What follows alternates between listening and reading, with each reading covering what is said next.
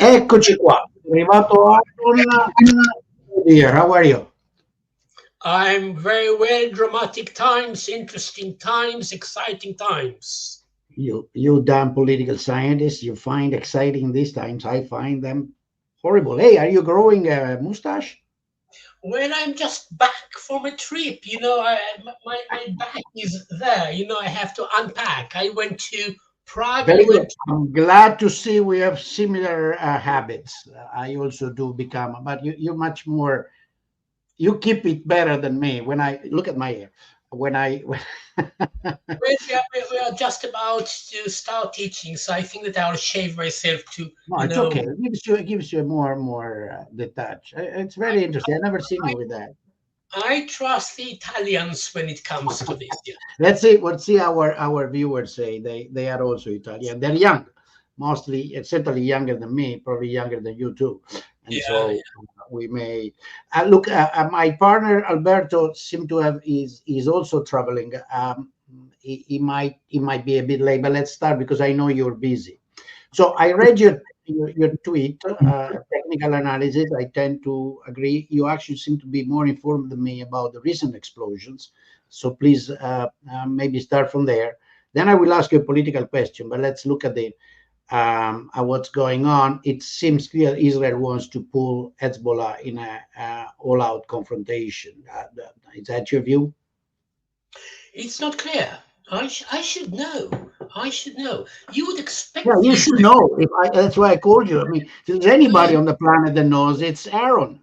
well, the Israelis surprised me as much as they've surprised Hezbollah, I think, because what you would expect is for them to use this device.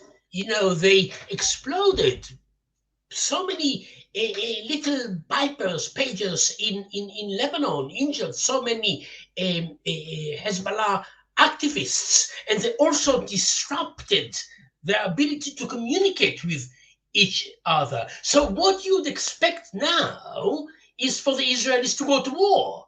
This was an amazing tactical achievement. But Oh, what technically, this was beautiful, but let me warn you.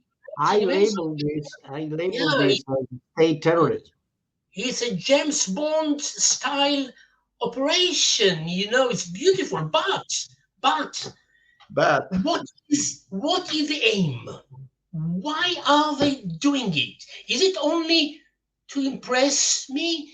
If it's just to impress me that they are wasting a very important device, but if there is a strategic thought behind it, if they see it as a first stage on the road to war, if they want to use it to humiliate and push Hezbollah so there will be war, it makes sense.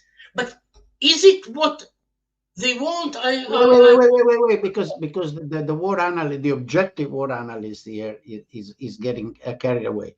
It makes sense. Last time I saw you, you thought that starting out another war in Lebanon with Hezbollah would be insane. What do you mean it makes sense? It makes sense in the sense there is a logic in what's going on. Look, there are two schools of thought in Israel at the moment. One school of thought, and I'm talking Lebanon now, not Gaza. Yeah. One school of thought about Lebanon says we should go to war now. Why now? Because um, we are ready, all our forces are mobilized. There are very few people, civilians, on the Israeli side of the border and the Lebanese side of the border, and you can do war. And very importantly, winter is around the corner. It is very difficult to fight in the winter, and therefore that's the right time to go to war. The other school of thought says not a good idea because the IDF, the troops, are exhausted after 11, 12 months of war in Gaza. The equipment is not in a good shape. The Americans are very strongly against it, and therefore it's not a good idea to go to war now, and we should let diplomacy, having the chance to deliver the goods. These are the two schools of thought. And now comes the Israeli operation yesterday and today. A tactical operation. It could lead to war. And I don't know to say whether the Israelis actually want to go to war now, whether the school of thought, believing that this is a time for war, is leading the way now. It is not clear to me, and we will have to wait a couple of days. Much is also dependent on the reaction of Hezbollah. What are they going to do? So more questions than answers. All right, Professor, but you know perfectly that if you organize something like this, first of all, what's the timing of this James Bond operation that took place yesterday? I mean, it must have taken what? This must have been decided, because that's the other thing. Things are happening now, but the scenario and the situation in which they got planned, right, was another one. So when are we dating back this thing? What's the date of this thing? It probably took the Israelis years to do it. That's what I'm thinking. Yeah, because and therefore, if it is just to impress us, this was a waste of an important device. Because you see, Ahron, you're not only Israeli, you're also a man of the world, a war expert, and you talk to your boys. You know perfectly that nothing has ever been done by Mossad or EDF just to impress you or me or anybody. You see, it might be. Let me just say something about such operations. You know, in order to do something like that, let's say the Mossad, they have to establish a shop, and which will sell these devices to someone, to Hezbollah, with the little bombs in it, or they have to penetrate another shop in order to get the devices. It's very, very complicated. So the point I'm trying to make here is that it takes years to plan it. Now, it might be that Hezbollah just got too close to it, and they were just about to discover what they got, that their machines are in fact hand grenades, and the Israelis decided to press the button. I'm not entirely sure, and this is the bottom line, I'm not entirely sure. So you think this was a covert operation that was supposed to stay silent, and they decide to detonate now, maybe because some Hezbollah was figuring out what had happened? What I'm thinking, let me articulate a bit of it. So I also thought this is an operation, you don't do it in 2 months. You don't do it in 3 months. You have to create a network, and you have to penetrate the Taiwanese. If I understand, they're Taiwanese, right? Well, there was another company in the Czech Republic, and I'm just back from the Czech Republic. I was not involved. I was not involved. I just went. You looking at your bag? You looking at your bag? I just went to see Prague, etc. So I came back, and all of a sudden I hear that everything was cooked in, was made in the Czech. I want to make you focus on the political side, on the impact of this, because too many people seem to be taken. Maybe I don't have a particular passion. I never liked James Bond. I have to sadly admit, and I don't like Star Wars. So it seems a lot of people are taken. Here is my friend Alberto. Hi. That I mentioned. Hi, Alberto. Nice to Ciao, meet you. Alberto. Ciao. Hello. Ciao. So people seem to be all impressed by the technical difficulties on this, seem to be missing the political implication. If this was a weapon stored, as we seem to agree, maybe a year, maybe 2 ago, a plan started way before October 7, way before whatever. It signals what? It signals a long-term plan to do what? So in particular, you wrote, I learned of you by reading your first book on the Lebanese war of 82, which you Yeah. participated, and I learned a lot from that. Your theory, if I understand correctly, and I think facts prove you right, is that you don't invade Lebanon. There is no way to solve the Hezbollah problem that way. And moreover, you created the Hezbollah problem. I mean, you taught me that. Actually, you taught me that. Then I checked with other, but I learned it first on your stuff. So what are they going after? Well, two things. First of all, about this is. I'm going back now. This is not the first time that the Israelis use this device. You see, that is planting a little bomb in a telephone or such a device and killing someone. Back in 1996, I think it was January the 5th, I may be wrong, the Israelis assassinated a leading Hamas member.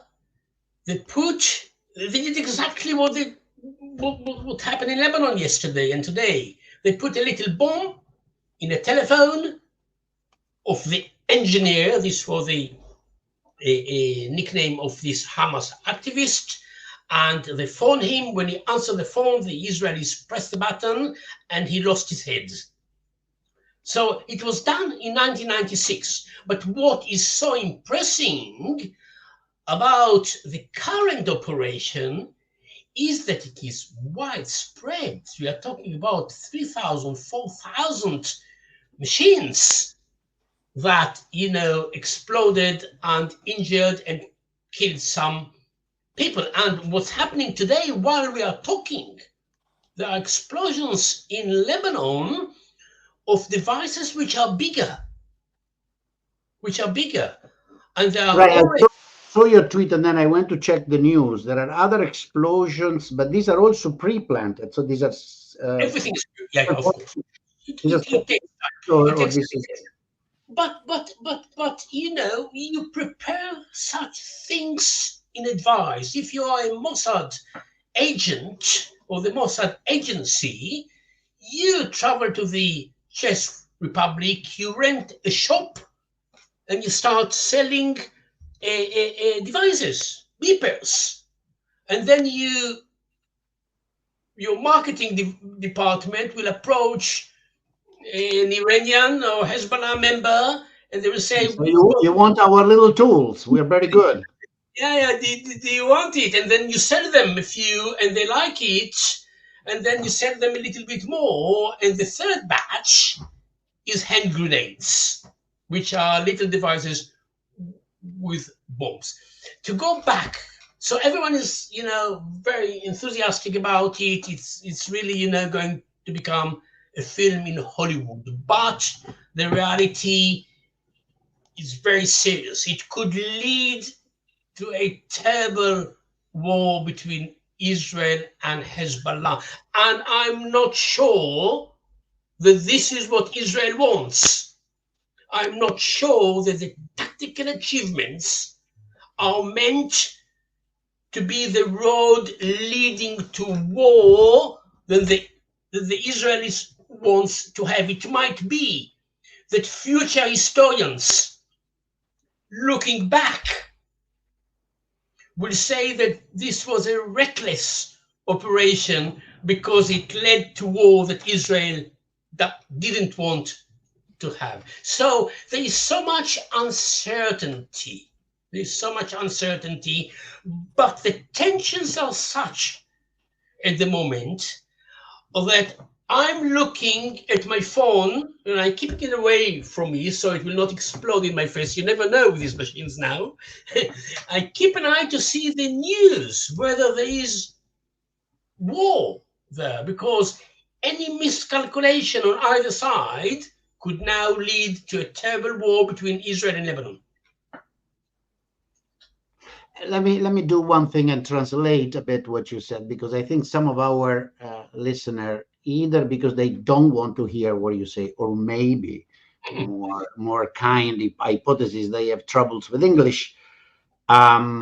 seem not to understand the point. Ahron is correctly pointing out something that anybody that understands how procurement procedures are done and how the military operates, or any military organization operates. That this is not that Israel intercepted the cargoes, opened up the boxes magically in high sea, planted the little devices with bombs, then sealed back everything, put the wrap up and pretend. No.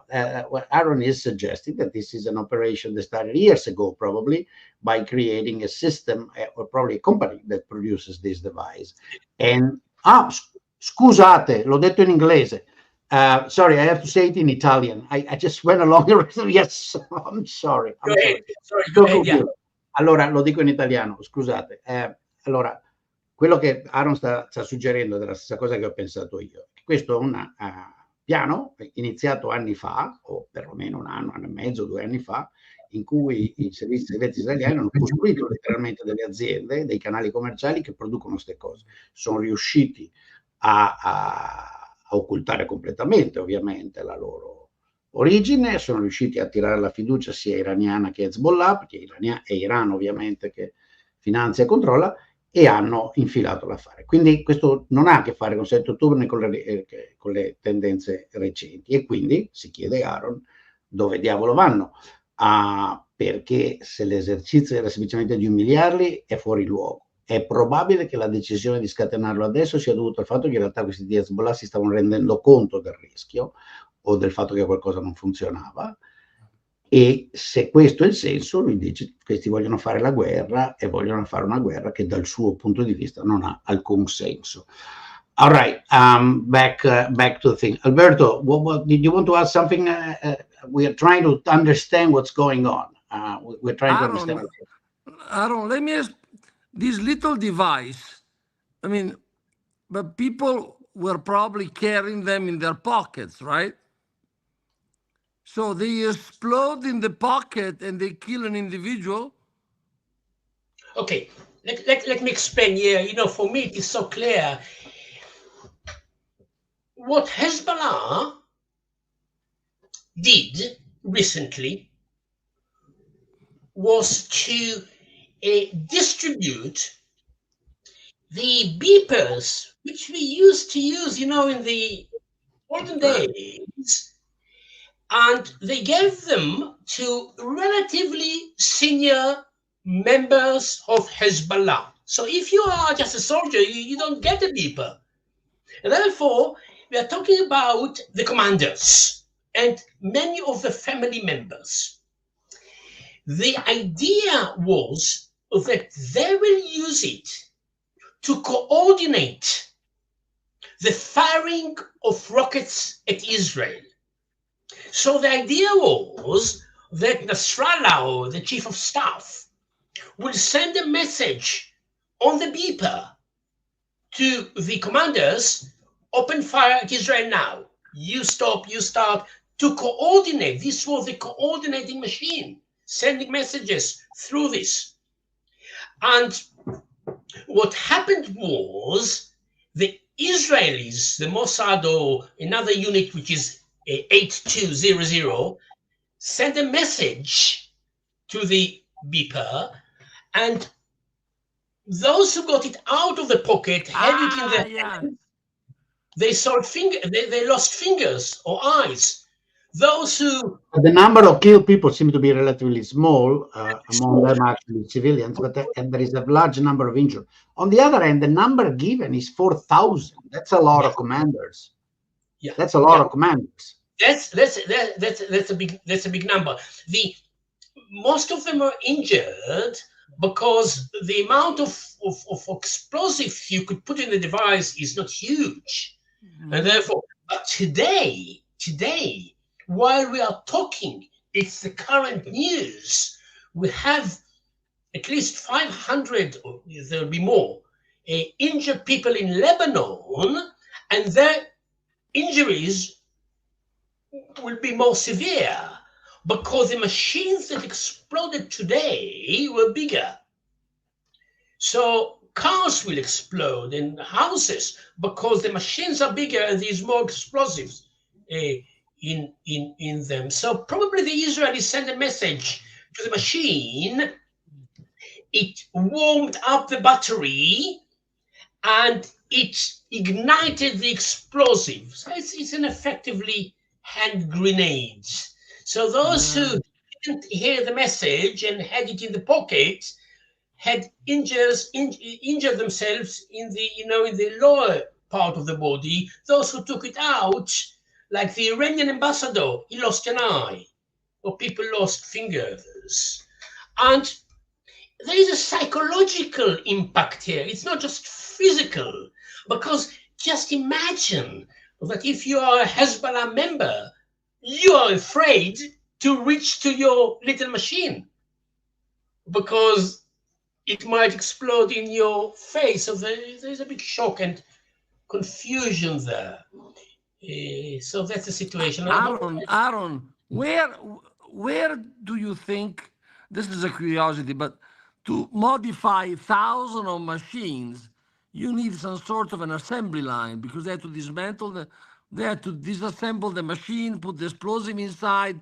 No, ipotesi, Alberto, l'ipotesi di Ahron è che letteralmente li hanno fatti loro. L'azienda che li ha fatti è controllata dai servizi segreti israeliani. Go ahead, Ahron. Okay. I just said it in Italian. Shall I? Well, you see, we don't have all the details yet. And with intelligence, the problem is that you only have part of the intelligence and you don't have everything. It seems very likely, because we are talking about 4,000 machines, even more, that the line of assembly was controlled by the Israelis. So they have it. So it might be that they had a shop and sold it to Hezbollah directly or indirectly. We don't know the details. What we do know is that it's a widespread operation. We are talking about many machines, and there are more coming today. But the explosion today are the walkie-talkie that are probably part of the same operation. Exactly. You see, Hezbollah, a few months ago, decided not to use telephones anymore, because if I have my telephone here, you can find my location. So they changed the machines to something else.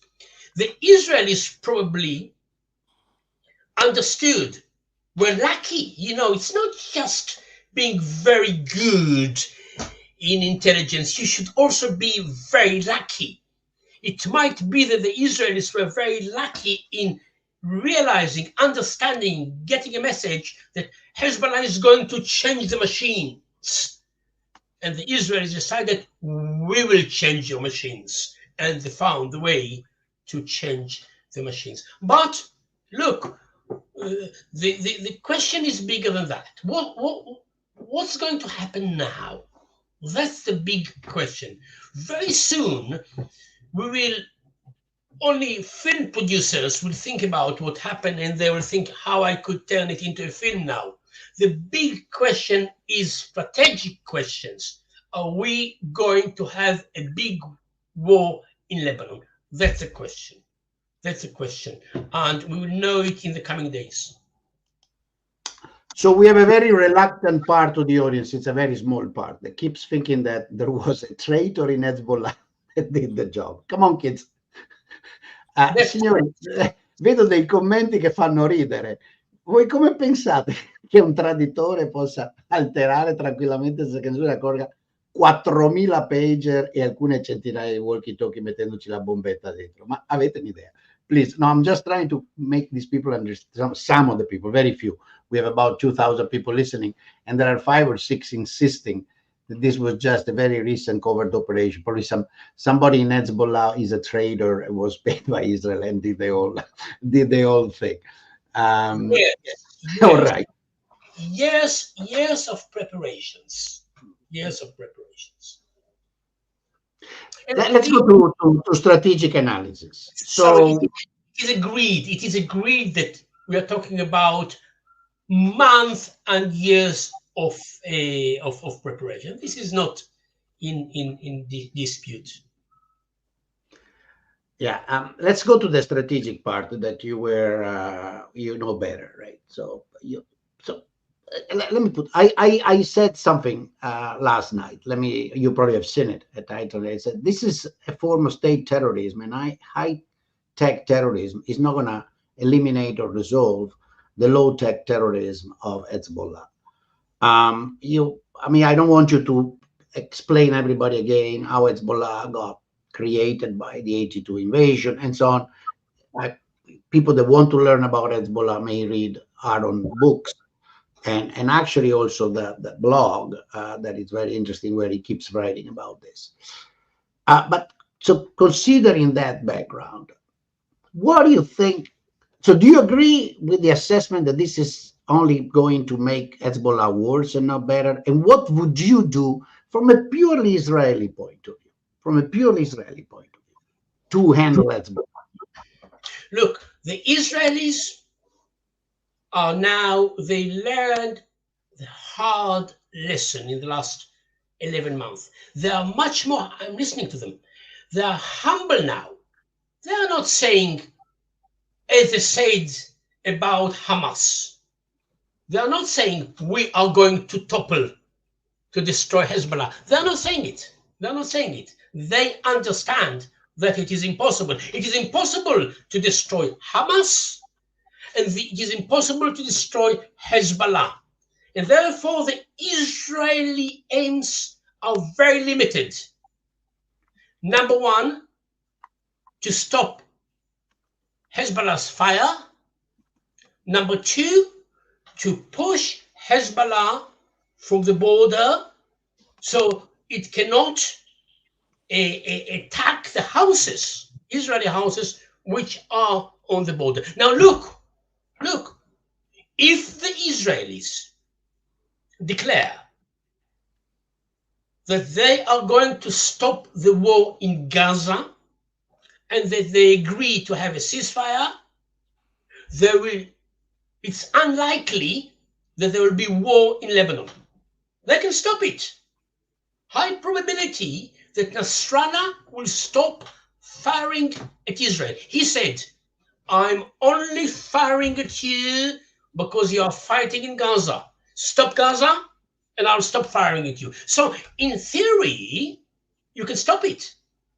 And the American envoy in the Middle East is now there trying to do exactly that, to put pressure on the Israelis. It's the nightmare of the Biden administration, that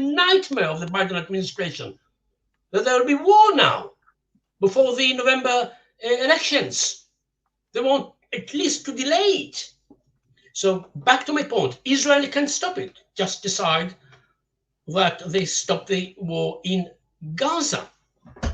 The problem, however, is that it's not anymore Hezbollah's fire at Israel. The problem is that they are sitting physically on the border with Israel, and they should go back. And even if the Israelis stop the fire in Gaza, it might stop the Hezbollah fire, but it will not push Hezbollah back. That's the problem. And therefore, there are people in Israel who are saying, war is inevitable. Let's do it now. We are mobilized. There are no civilians around the border. Let's do it before the winter. You know, in the winter in Lebanon, sometimes there is snow. It's like the Napoleon going to fight in the snow. So if the Israelis think that they should go to war, they should do it now. We are in more now. Hezbollah must be very shocked and in disarray now after this attack. The time to attack Hezbollah is now. Oh, of course, yes, but you see that it's taking us back to the James Bond operation. I'm surprised. Let me just see. I'm against the war. I think it's not a good idea. But I'm surprised that after the James Bond operation against the beepers, the Israeli tanks are not in Lebanon. You'd expect the Israelis to start with this. To roll in. Yeah, of course. I would expect Israel to roll in now. Of course. That's exactly the point that I was trying to make. And therefore, it might be that the Israelis don't want war. And therefore, why was this reckless idea of doing the James Bond operation, keep it for the future? So it's very confusing what's happening. But to go back to the point, to the main point, there is a school of thought in Israel saying, let's do it now. And I'm surprised, I'm happy that they don't go to war, but I'm surprised that the Israeli tanks are not in Lebanon after the tactical. Me too. Yeah, so what's going on?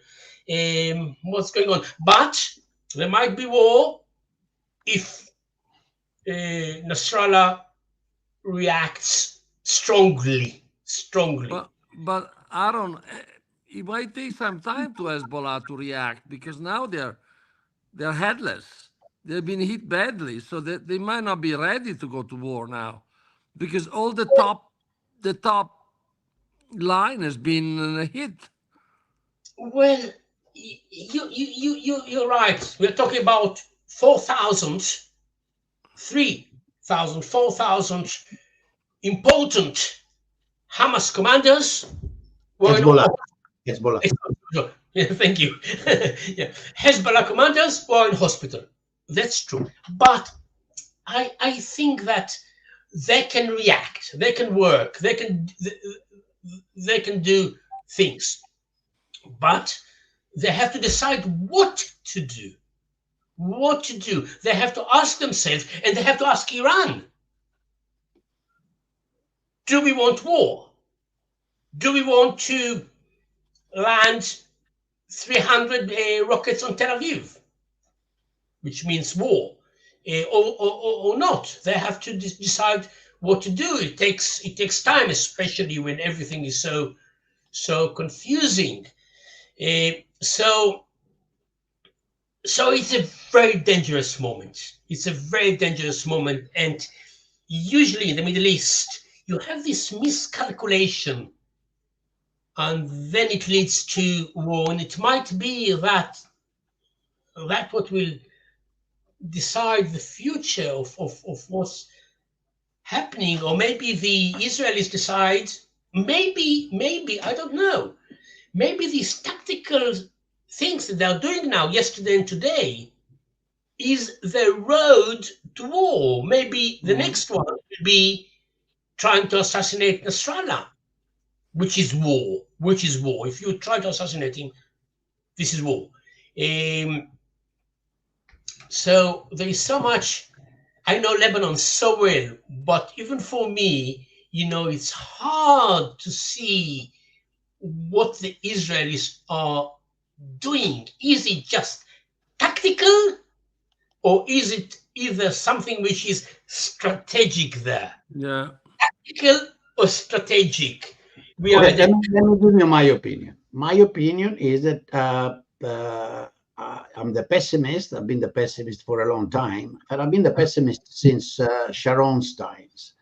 I think the dominant force, because it has a force by itself, is the one of the all-out war.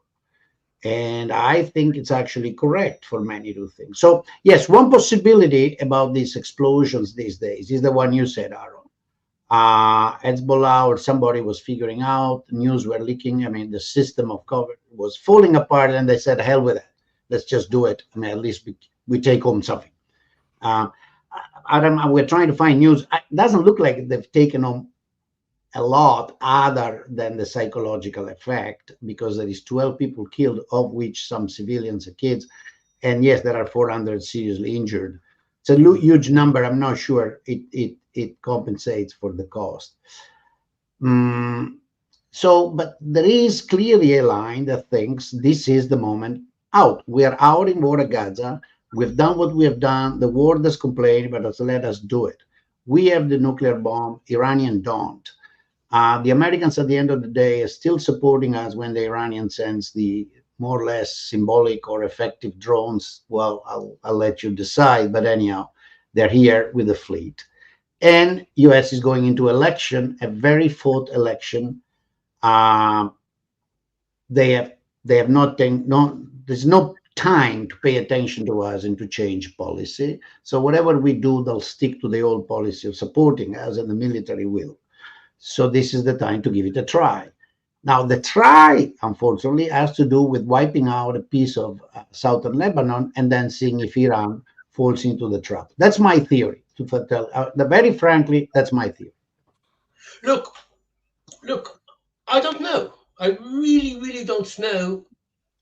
I think that it more likely that a miscalculation will lead to it.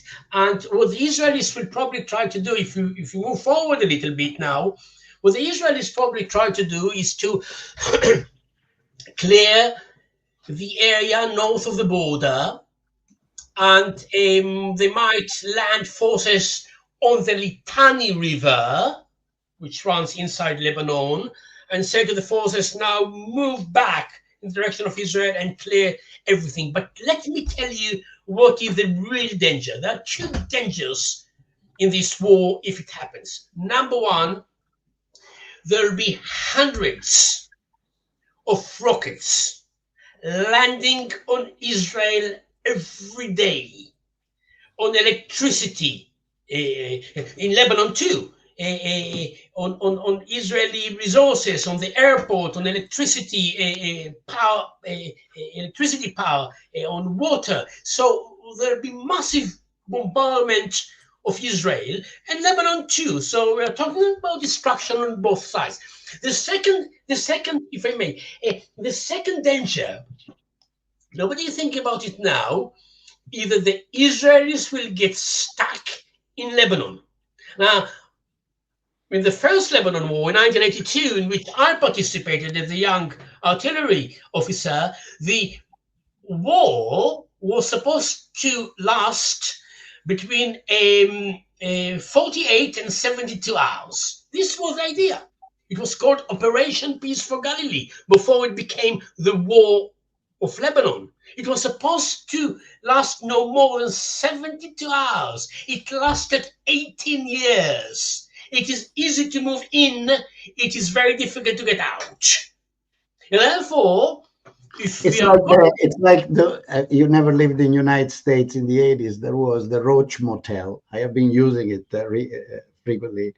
You check in, but you don't check out. That's Lebanon. It was there were these boxes with entry.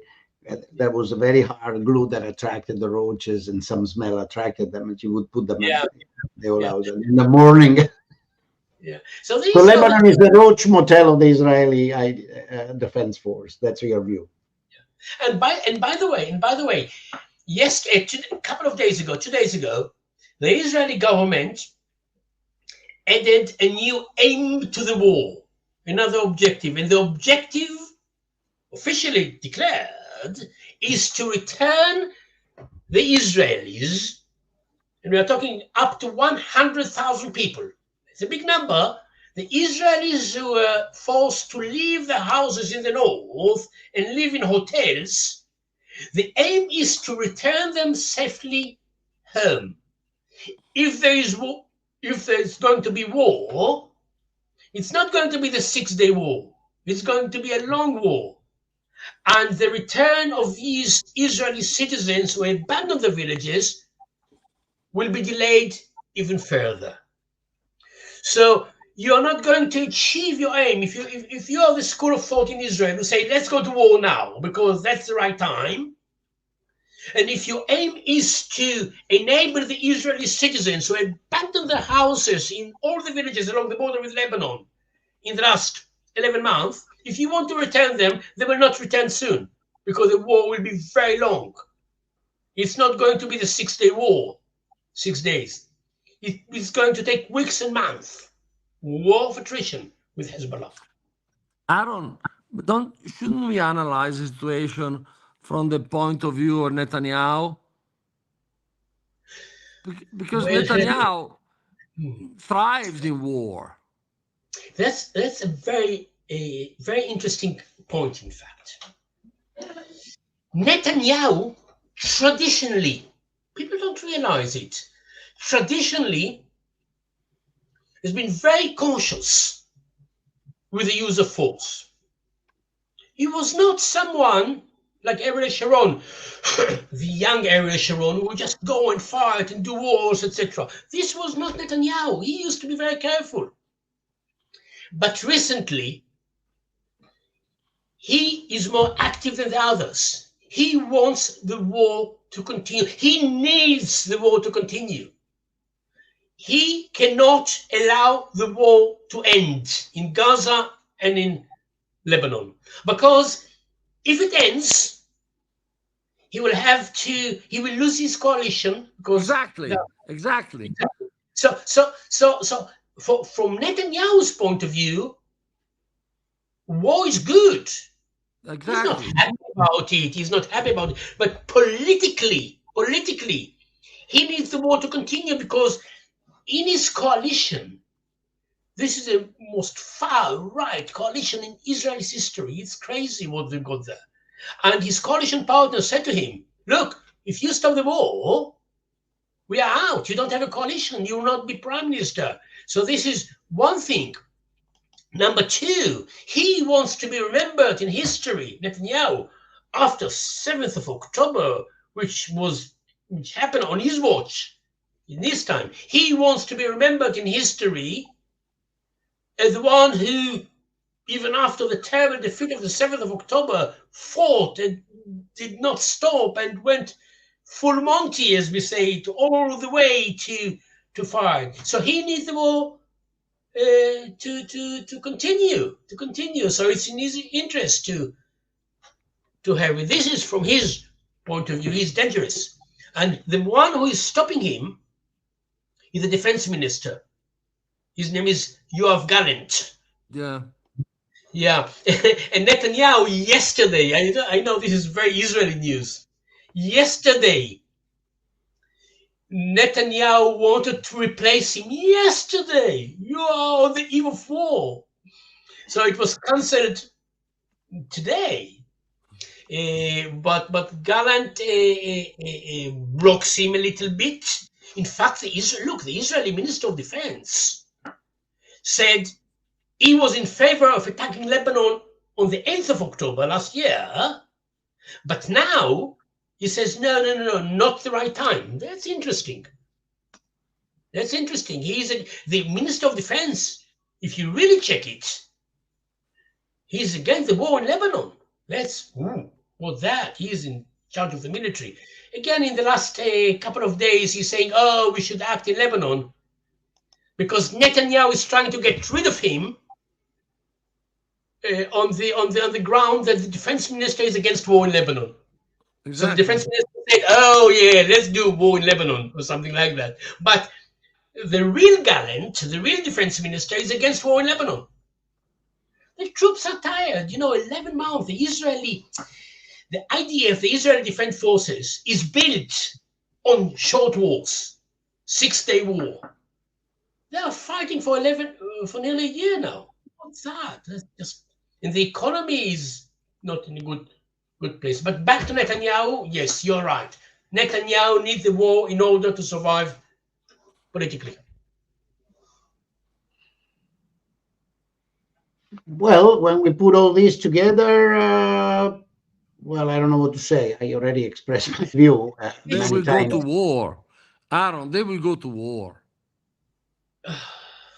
It's not. I agree with Ahron. It's very tempting. Netanyahu certainly wants it for self-preservation. It's extremely risky. For Israel owns safety. That's what makes the crazy part in all these things. Yeah. It's not good.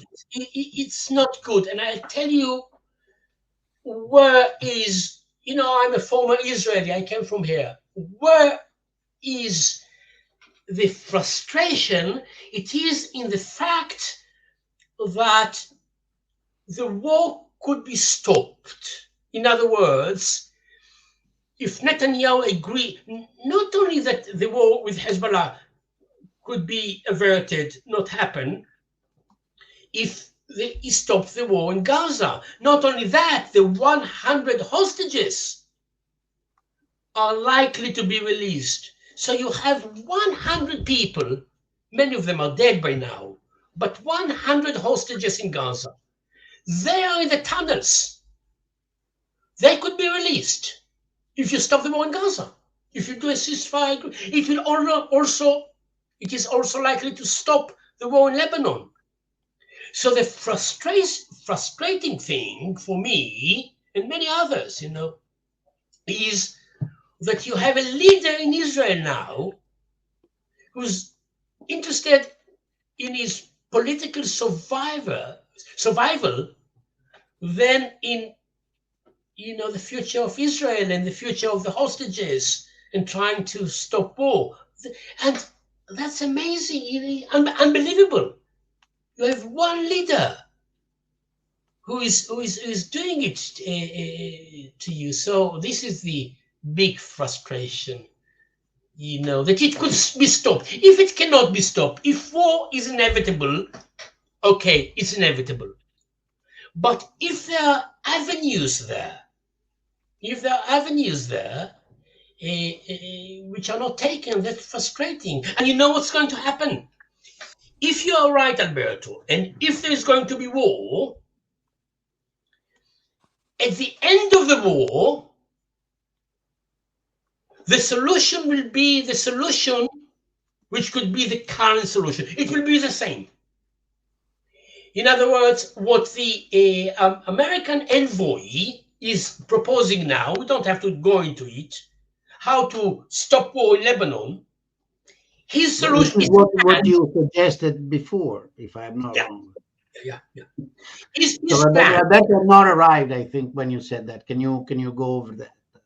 Well, Ahron said there is a very easy way to prevent Hezbollah from keep firing, and it is true. Well, the American envoy, the Biden administration, says to the Israelis, to Netanyahu, you stop the war in Gaza, you have a ceasefire, you release the hostages. The implication of this is that Nasrallah stops firing at you, and then we negotiate how to push him back. What could we offer him, Nasrallah?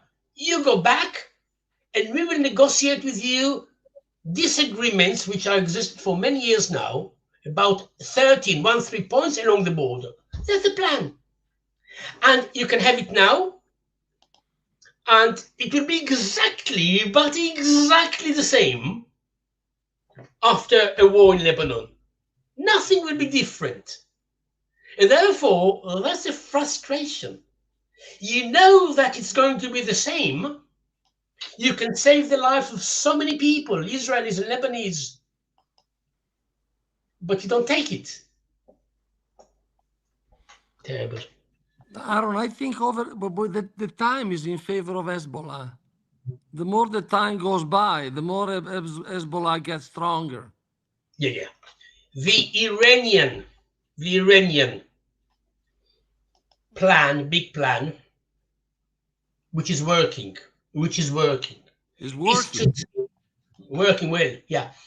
Is to surround Israel with a ring of fire, as they call it, and have a war of attrition. In other words, not a one-off battle, but something which will go on and on and on, with the Houthis in Yemen, with Shia groups in Iraq and Syria firing from time to time, with Hezbollah firing from time to time. And that's exactly what Iran wants to have. By the way, we didn't say anything about this guy, Sinwar, the Hamas leader. He is the happiest man in the world.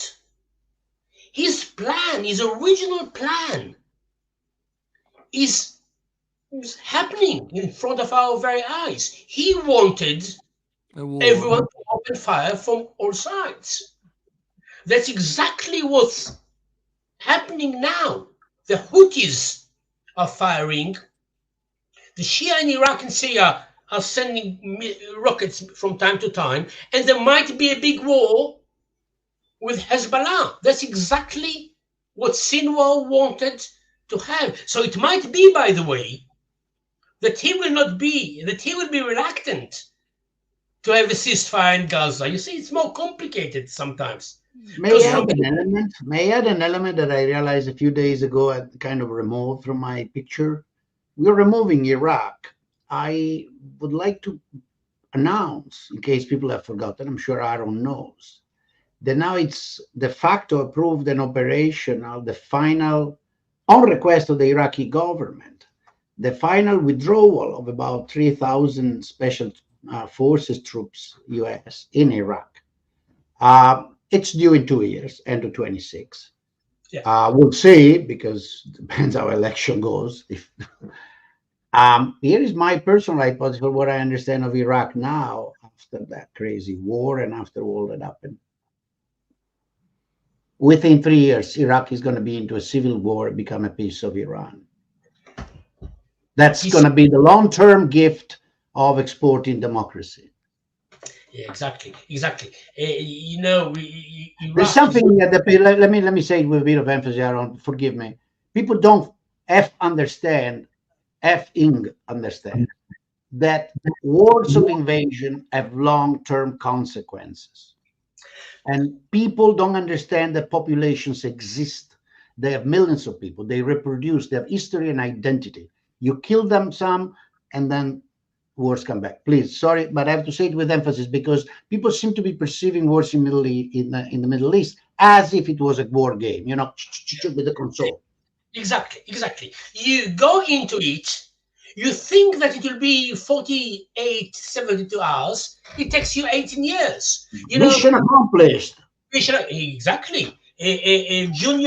Bush Jr. in May 2003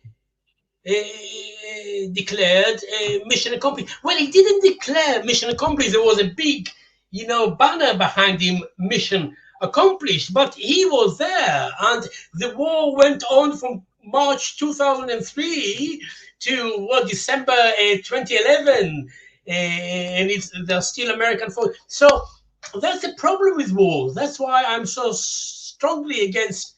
I hope that it will not happen in Lebanon. You know how we start it. You never know how it ends. It can take many months. We invaded in June 1982, and Israel withdrew in May 2000. 18 years in Lebanon. 18 years. Yeah.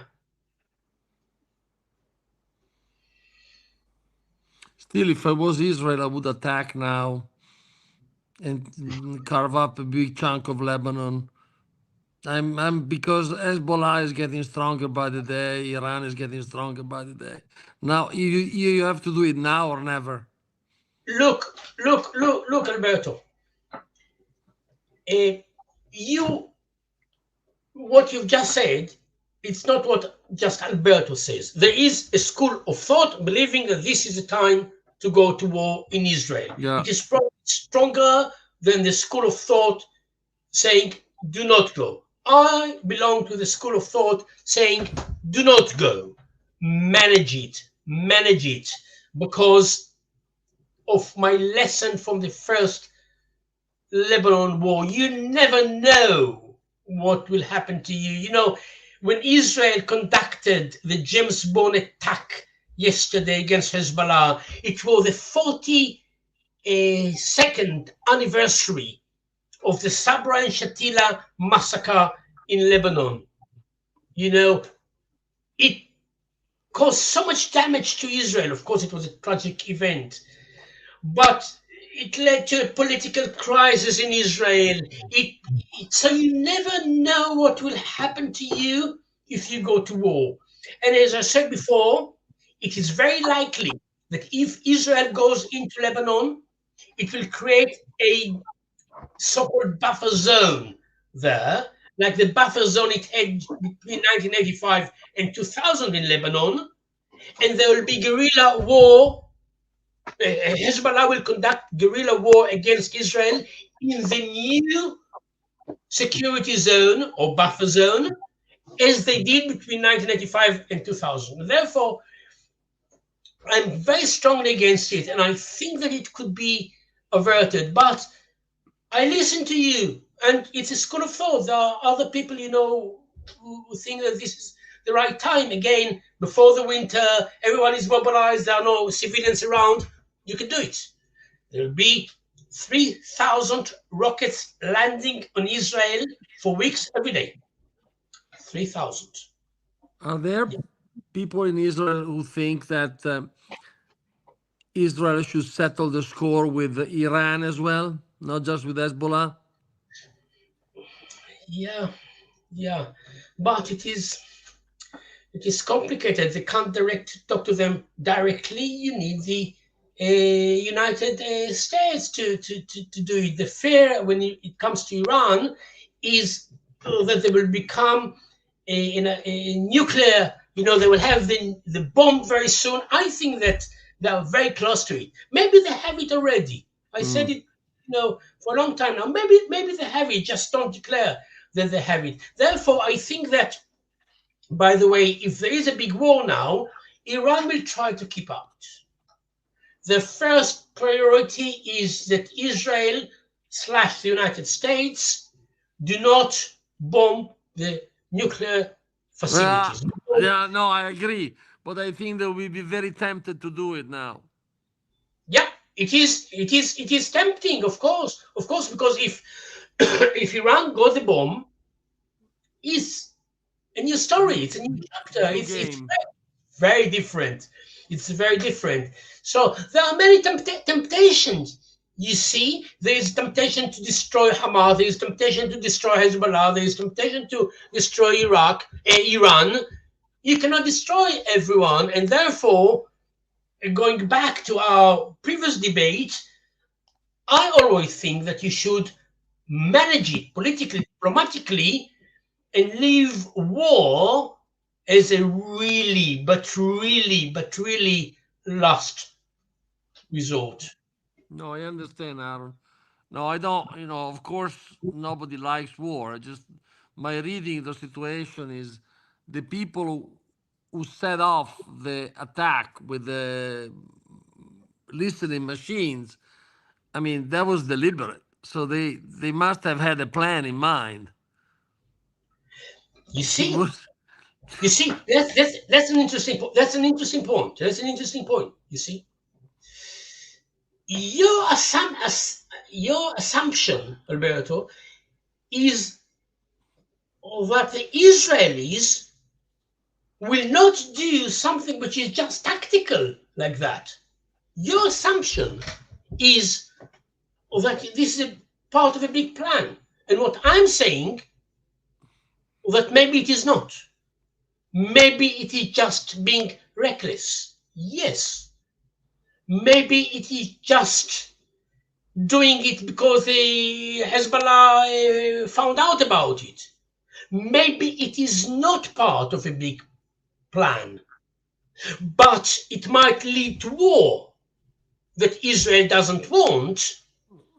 And in the future, we'll look back and say, oh, this was really stupid, this James Bond operation, because it led to war. Yeah.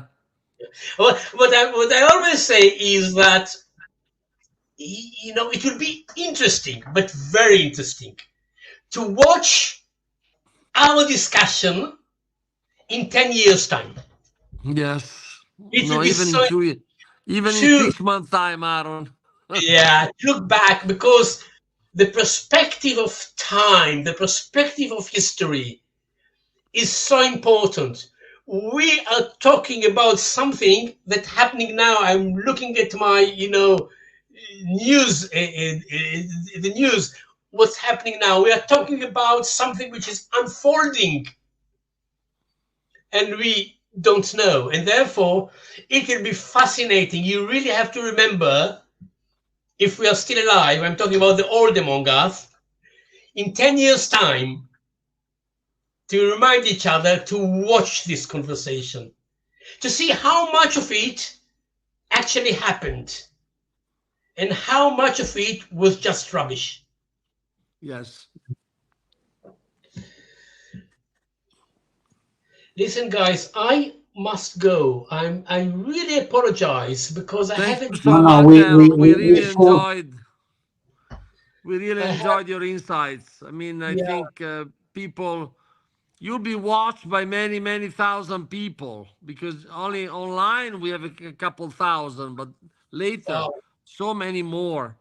Wow. No, right now we have 3,000. Right now we have 3,000 between your channel. But then it could be 20 or 30,000. No, Michele?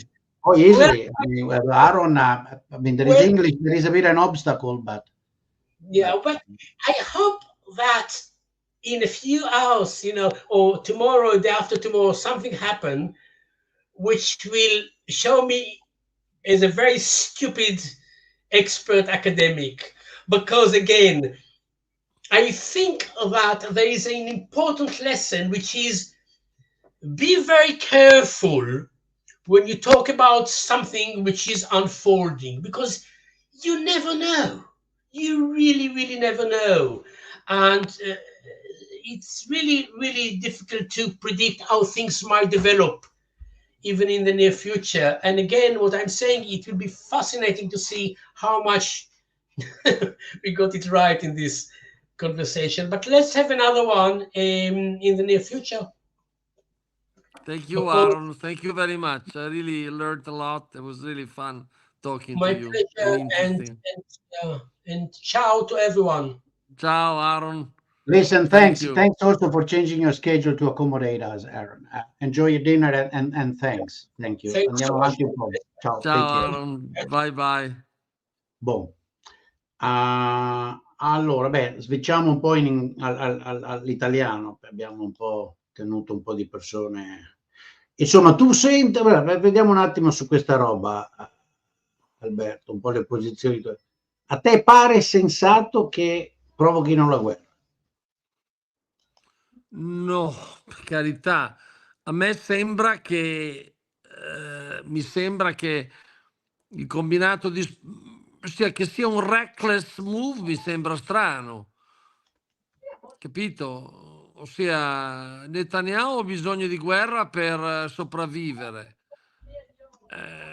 C'ha un istinto di sopravvivenza che lui mangerebbe sua madre, capito? In salamoia. Per cui dovrei non so se la salamoia è kosher, devo controllare. Non lo so neanche io. Una volta sapevo tutte quelle cose lì perché perché si mangiava assieme con me, però adesso non le ricordo più. No, che ci sia la possibilità, io sono d'accordo, anzi è quello che mi pare la follia di tutto questo. A me mi sembra così il contorno della situazione, mi sembra. Faccio fatica a credere che sia reckless, faccio fatica a credere che Netanyahu sia disposto a fare senza guerra perché cade come un birillo subito. C'è c'è l'Iran che si sta rafforzando ogni giorno di più, questo rapporto molto, molto proficuo con Putin la sta rafforzando in modo importantissimo, anche sotto l'aspetto nucleare. Mi sembra che sia arrivato il momento di chiudere Gaza, aprire e chiudere Hezbollah Iran. No, allora, mi dicono che devi andare a vedere il Bologna, che quindi ti stiamo no, siamo qui e continuiamo a parlare. No, Alberto, tranquillo. Questa è una discussione che dobbiamo fare. Possiamo farla tranquillamente, anche perché continuiamo a parlare, Michele, continuiamo a parlare. Adesso parliamo di cose molto importanti. Il Bologna è molto importante, però posso acciuffarlo dopo. Non ti preoccupare. Cos'è campionato? Coppa dei Campioni. Ah, è vero, perché l'anno scorso abbiamo celebrato che siete entrati in Coppa Campioni. Quindi questa è la prima partita del girone di Coppa dei Campioni, sì. Grande, no, capisco, vabbè, dai, la vedi dopo. Ma il mio ragionamento è proprio strategico, ci pensavo prima, no? C'è una logica nei fatti, e io credo da lungo tempo, che Netanyahu e il gruppo di persone che è diventato maggioritario in Israele, tutto un pezzo di mondo, anche occidentale, pensi che la soluzione sia la grande guerra. Ora io qui ho due punti. Uno, non ho capito in che senso la grande guerra è una soluzione, perché la grande guerra vuol dire una distruzione immane dei paesi più deboli, quelli arabi, o anzi quelli musulmani, perché l'Iran non è arabo. E poi non lo so, una specie di impero, nuovo impero militare israelo-americano nel Medio Oriente. Io non so come la Saudi Arabia, che anche oggi ha ripetuto ovviamente sempre le sue considerazioni, lo accetterà. Quella è una strategia tutto imperiale putiniana, nella quale io non mi associo, perché credo che scatenerebbe il resto. Sei molto preoccupato dalla Cina, ecco, se vuoi offrire alla Cina su un piatto d'argento tutto il Global South, non hai che da seguire quella strategia lì. Ah, sì. No, ma io non è che sto parteggiando per la guerra, dico che i contorni della situazione mi fanno pensare che si arrivi alla guerra, capito? Non è che io patteggi per la guerra, capito? Che poi ci sono tanti elementi che non conosciamo neanche noi sulla guerra. C'è il fatto che per fare la guerra l'Iran ha bisogno della sponda, la sponda degli americani, che non avrà, a meno che Trump non viene eletto. E quindi no, beh, per il momento ce l'ha ancora, perché la ce l'ha politica estera ancora. non è che la cambi in un attimo, lo sai anche tu. Cioè, America in un certo senso è la vera responsabile dopo l'Inghilterra del grande casino medio orientale.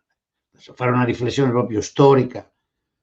In un certo senso Israele poi ha acquisito negli anni autonomia, potenza economica, tecnologia e capacità militare, ma Israele è un po' un pawn, no? Un pedone di una strategia imperiale che era prima inglese, poi ha avuto una fase in cui Regno Unito, tra la fine della seconda guerra e gli anni 60, ha cercato, no? Ci ricordiamo Suez, di mantenere un ruolo lì, ha dovuto cedere alla realtà, non aveva più la capacità economico-militare di farlo, ed è subentrato agli Stati Uniti. Gli Stati Uniti hanno fatto proprio praticamente il punto di vista anglosassone, churchilliano, tra l'altro, quello che Lawrence of Arabia condannava. Quindi sì, anch'io convinto che ci sia un sentiero che porterà a una guerra piuttosto grave, piuttosto seria. Sono però convinto che da un lato nel lunghissimo periodo, nel secolo, tutto questo danneggerà la popolazione israeliana e Israele, e credo che anche nel breve periodo danneggi mortalmente gli interessi europei e occidentali a livello globale, perché l'intero mondo guarda quello che succede lì. L'intero mondo ha una posizione un po' diversa dai bava alla bocca italiani, perché non sta seduto in una comoda poltrona a, come dire, Ma no, ma lascia stare che anche l'opinione pubblica, credo che l'opinione pubblica italiana sia in maggioranza pro-arabi, ma no, credo che ci sia molta divisione, No. perché c'è l'elemento musulmano, capisci? Oggi c'è una forte paura dell'immigrazione musulmana, quindi questo fa gioco. Anche quello ovviamente è un cortocircuito mica da poco, no? Cioè, è anche vero. Cioè, tu hai tutti questi arrivi anche dalla Siria, dall'Afghanistan, dal Pakistan, da qui, da là, che non sono molto graditi, e sono purtroppo, come molti di sinistra dicono, hanno ragione, su quello ci poco da fare, perché su questo ci può dire, cioè molti di sinistra ti accusano, no? Di essere la causa della grande fuga da quelle zone, e in parte hanno ragione, è vero. Cioè, la grande fuga dalla Siria o dall'Iraq, quindi è un po' un casino, ed è per quello che io non sopporto questi atteggiamenti manichei di molti, è veramente un gran casino. Comunque anch'io sono convinto che probabilmente stanno cercando la guerra. Che ci riescano non lo so, però la stanno cercando, è palese. È palese. Ahron ovviamente ha una posizione che è diventata minoritaria in Israele, ma che è quella degli analisti internazionali. Cioè, devo dire che c'è molto poco. Ma la cosa tragica è che la posizione di Ahron, per come sono le dinamiche demografiche in Israele, diventerà sempre più minoritaria, capito? In Israele sì, sì, sì. Sì, perché diciamo, i conservatori fanno molti più figli. Sì, non solo, ma c'è proprio una dinamica anche di fatto, no? Di fatto. Israele ha costruito, è vero, perché lui diceva, c'è un quando lui dice l'Iran, nel senso degli ayatollah più estremi, stanno vincendo, ha ragione. Noi stiamo non frenando Israele e non frenando noi stessi, io adesso dico noi come americani, noi stiamo trasformando lentamente nei decenni il mondo arabo-musulmano in un mondo di folli estremisti che vogliono tutto. Stavo pensando appunto prima, cioè se tu guardi quel mondo negli anni 50, no? Hai Mossadegh in Iran, al tempo c'era, vabbè, poi è andato al potere poco dopo il partito Ba'ath, hai Nasser in Egitto, hai una serie di regimi che certo sono musulmani, eccetera, ma sono fondamentalmente moderati, tant'è che le donne vanno via con le gonne, col viso scoperto, ci sono dei fenomeni di occidentalizzazione, no? Quindi sono al potere delle borghesie nazionaliste, per carità, non particolarmente amanti di Israele, per carità, però se la sono messa, hanno fatto la guerra sceneggiata nel 48 in 4, le hanno anche prese rapidamente, ma ci hanno messo pochi soldati, e se ne stanno facendo gli affari loro. Il progressivo massacrarli, non solo da parte di Israele, ma anche nostro, togliendogli legittimità e portando al fallimento dei tentativi di pseudo-democrazia popolare arabo-musulmana, negli anni ti produce sempre più estremismo e ti porta al potere Khomeini in Iran. Ma io ci pensavo l'altro giorno discutendo proprio con due amici professori iraniani fuggiti, e loro dicevano, guarda, sai la cosa assurda? Il primo regime, quello di Khomeini, degli anni '80, era meno sanguinario, meno folle, meno intollerante, permetteva un minimo più di libertà alle donne di questi qua.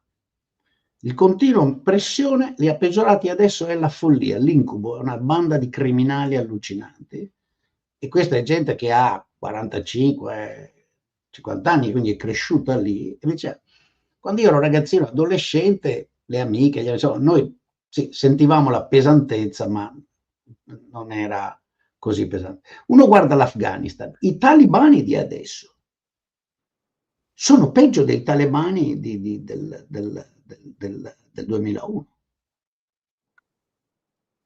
Cioè si sta costruendo una dinamica che credo sia quello che Ahron ha in mente, in cui a ogni come dire, lezione militare che l'Occidente, non solo Israele, ma l'Occidente imparte a uno Stato musulmano arabo, poi alla fine, 10 anni dopo, ne esce un altro, un regime che è peggio del precedente.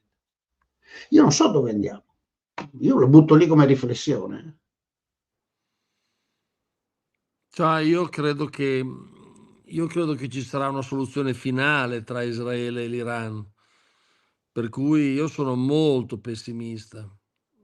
Io qui ritorno, mi rifugio nel mio pessimismo. Sì, io ritorno nel mio pessimismo cosmico, capito qui? Io ritorno nel mio pessimismo cosmico. Guardami. Ti guardo. Aglia, bravaglia, fattura quanuguaglia, corna, bagorna. No, non ti do assolutamente torto, capito? Non ti do assolutamente torto. Io torno Israele è diventato un problema enorme. Ma è tutto un po' un problema, perché guarda, questa osservazione di questo signore ha ragione anche su questo, perché poi all'interno dell'opinione pubblica italiana, che alla fine è quella qui noi possiamo avere un attimo di impatto piccolo, c'è ancora queste forme di dissezione, c'è un pezzo di destra che dice tutta colpa di quei fottuti americani, no? Che hanno, perché lì c'è la visione che gli americani sono Soros, sono di sinistra, sono Hillary Clinton, che hanno destabilizzato e quindi ci stanno portando la gente che viene da lì per la sostituzione. Ma quello è un discorso super complesso, perché allora bisognerebbe parlare della lobby israeliana in America. Occhio che ti becchi dell'antisemita anche tu, lasciamo stare, passiamo. Sì. non te lo faccio, non ti Vabbè, faccio me lo parlare. beccherò, ma voglio dire... Sono io quello, tu fai No, beh, Stephen Walt è un professore di Harvard Kennedy School che io adoro. E lo Matt conosco. Meyer, io adoro Stephen Walt, sì. E io adoro, mai lo conosciuto. conosco bene, ho incontrato solo una volta Matt Meyer, che mi sembra molto, molto Oddio, un un po' pezzo. invecchiato, I due però hanno a suo scritto tempo, un a suo libro che è tempo, una pietra. I due hanno scritto un libro che è una pietra miliare, The Israel sì, lo Lobby in the conosco. United States. E lì non c'è pezza, non scappi, capito? Gli israeliani hanno in mano almeno i 4/5 del congresso americano. No, beh, loro secondo me lì hanno visto un lato, che è un lato serio, loro hanno una certa visione, tra l'altro interessanti i due assieme, no? Perché sono due imperialisti alla fine, ma in modo diverso. Schmeier molto di più di Walt.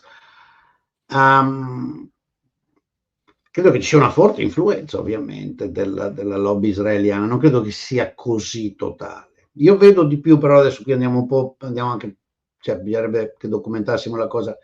Il mio studiare quella zona è che la vera influenza è arrivata dagli UK. UK ha trasmesso al Dipartimento di Stato, letteralmente alla cultura del Dipartimento di Stato del Pentagono, una visione imperiale dei rapporti con... Io invito tutti quanti a leggere, leggetelo, davvero leggetelo. È un bellissimo libro ed è tradotto anche in italiano, ok? I Seven, quello di Lawrence of Arabia, The Seven Pillars of Wisdom, credo che sia tradotto in italiano in 7 colonne Della saggezza. della saggezza, perché la sua storia, come dire, romanzata, lo scrive secondo me bene in inglese, di come lui percepisce il gran casino che è lì e cosa ha significato la caduta dell'impero ottomano, che era lì da 4 secoli, per quelle tribù, quella gente, e come si siano sentiti traditi di fatto dall'Occidente che poi li ha... E credo che quella roba lì abbia molto influenzato la politica. Non credo che sia solo Israele. Cioè, su questo sono più moderato io, nel senso che vedo il componente israeliana e la vedo tantissimo negli ultimi 20 anni. Però, insomma, cioè, vabbè, adesso andiamo, diventa complicato. Però comunque tu la vedi brutta, ma io sai, sono d'accordo con te, ma bisognerebbe provare, qualcuno deve provare a evitarlo, perché la ricaduta, pensa se usano l'atomica. Ma prima o poi è inevitabile, prima o poi succede. Circondati così come sono gli israeliani, prima o poi la tentazione viene di dare una lezione.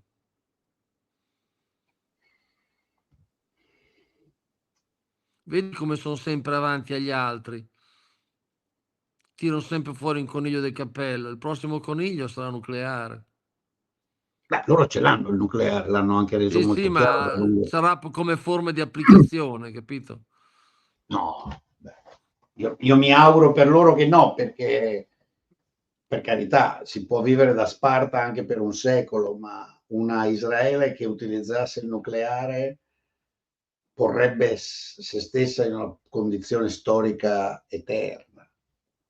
Il mondo ancora rimprovera agli americani Hiroshima e Nagasaki e venne allora con la condizione di allora, con la guerra di allora, eccetera, eccetera.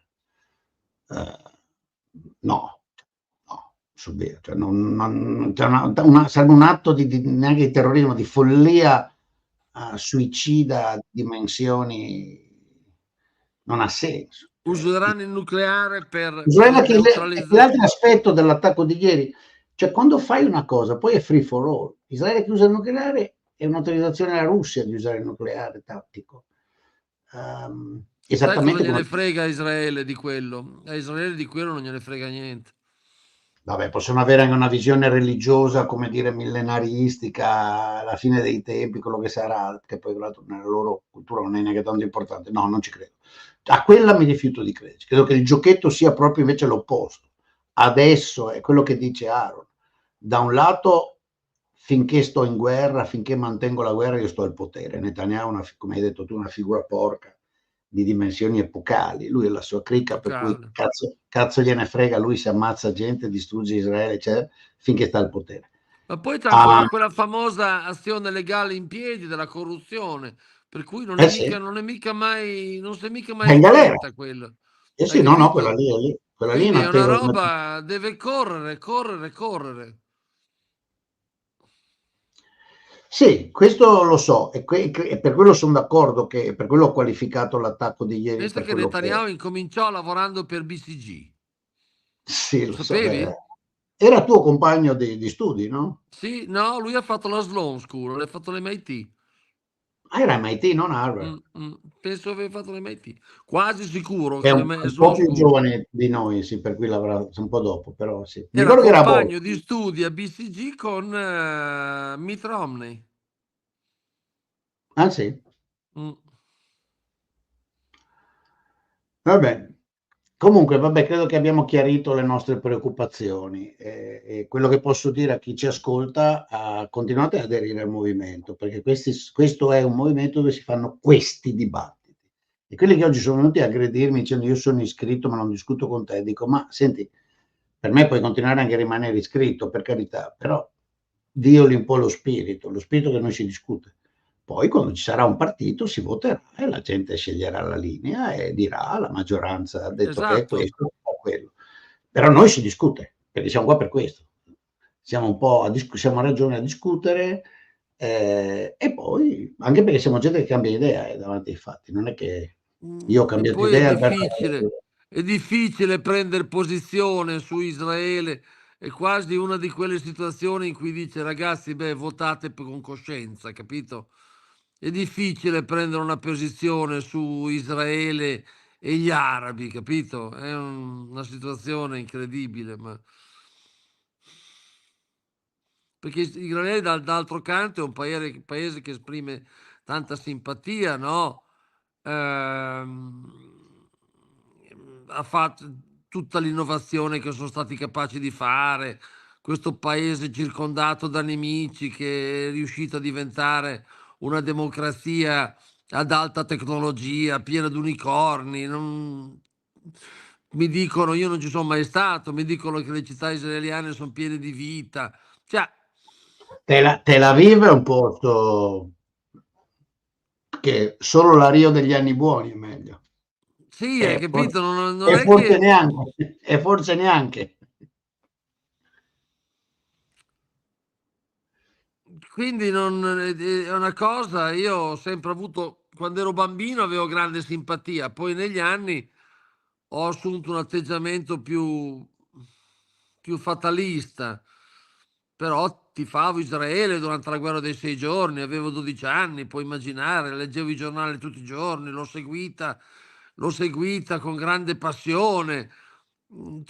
Stessissima esperienza. Hai capito? Sì, quindi, E poi quella e guerra poi dei negli 6 giorni è anni... stato l'inizio della seconda fase di errori, perché forse, vabbè, loro hanno detto era preventiva, però la storia mi ha insegnato che appunto tifavo, ma anch'io tifavo Israele tranquillamente.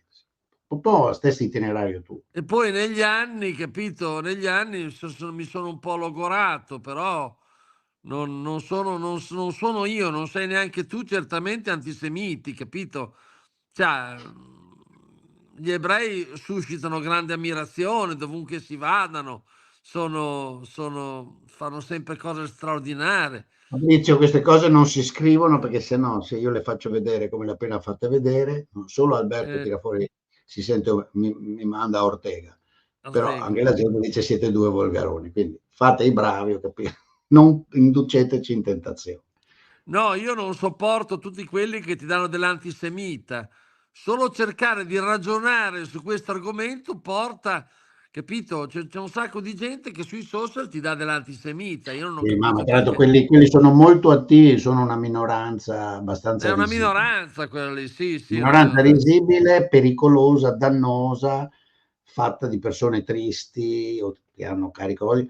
Ecco, a quelli sì, devo dire francamente, guardate, per carità, io sono anche capacissimo di prendere cappello e bastone, e salutare, non è che mi arrabbio, ma io non me la sento di stare in un qualsiasi associazione, movimento, partito, ma neanche in una cena in cui si ragiona sui fatti del mondo con l'intestino, con l'odio, con le affermazioni false, con la brutalità, con la semplificazione. Se c'è una cosa che abbiamo fatto con i Drin Drin, che alla fine li ha creati Alberto 7 anni fa, era perché lui era curioso di certe robe di economia e io volevo imparare da lui la sua esperienza cinese. Il movimento si crea anche su questo, sul fatto che la serietà politica è figlia anche della serietà analitica e della capacità di operare col bisturi, altrimenti è inutile prendere in giro Alberto o me perché si fa il filmetto con la sega, no? Con la sega elettrica, che è fatto per scherzare, per dare l'idea e poi fare la politica estera con la sega elettrica. La politica estera con la sega elettrica non è esattamente... Io mi sento di lanciare un invito. Chi vuole fare politica estera con la sega elettrica, con gli odi, col distruggerli tutti, di un lato o dell'altro, di un lato o dell'altro, con distruggerla, lasci stare, non è l'associazione Drin Drin quella sua. Chi invece vuole ragionare e far cambiare idea con i fatti, va benissimo, però si ragiona, cioè, anche perché sono questioni serie. Appunto Alberto dice che lui è fatalista. Da parte il movimento se l'ha inventato quel giorno perché ha detto no al suo fatalismo. Tu sei proprio un tipo da quel punto di vista lì, cioè se vedi i fatalisti poi reagisci. Poi reagisco, sì. No, perché se ci penso a quella conversazione quel giorno era l'Alberto fatalista, che poi a un certo punto gira e dice no, aspetta. No, spero di aver torto, che più dico delle cose, poi mi auguro che qualcuno mi convinca che ho torto. Però a volte mi vengo preso da queste... dalla non si risolve quel maledetto problema in Medio Oriente, capito? La Palestina non può mai diventare uno Stato, ci sono ormai 600.000 coloni sparsi per tutta la roba, allora al limite annettilo, no? Però non si può neanche annettere perché altrimenti gli arabi vanno in maggioranza. Beh sì, questa è l'osservazione che hai fatto Sì, tu, anche allora come almeno abbiamo parlato. annettilo e dagli la cittadinanza israeliana e falli votare, ma non è possibile annetterli, non ne parlano gli israeliani perché annetterli vuol dire quasi avere gli arabi in maggioranza o con un forte potere di... Cioè, per cui deve rimanere sempre quel carnaio che è, capito? E allora questa cosa mi fa un po' incazzare a me, perdonami, ma...